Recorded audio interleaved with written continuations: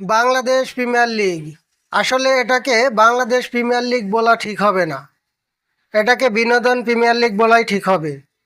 কারণ বিপিএল শুরু হবে আজ থেকেই, আর গতকালকেই চট্টগ্রাম রয়্যালস বলে দিয়েছে তাদের দল চালানোর মতন তাদের টাকা নাই। বিপিএল করতে হলে স্ট্রং কমিটির দরকার, সেটা আমাদের বাংলাদেশে নাই। আমাদের বাংলাদেশ ক্রিকেট বোর্ডের সেই ক্ষমতা নাই। সেই ক্ষমতা থাকলে কি আর এরকম হয়? দল চালানোর টাকা নাই, এটা কিভাবে সম্ভব? তাহলে দল কেনার দরকার কি ছিল ওদের?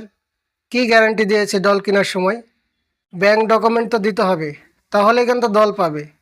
চট্টগ্রাম রয়্যালস আর দল চালাতে পারবে না, বিসিবি দায়িত্ব নিচ্ছে।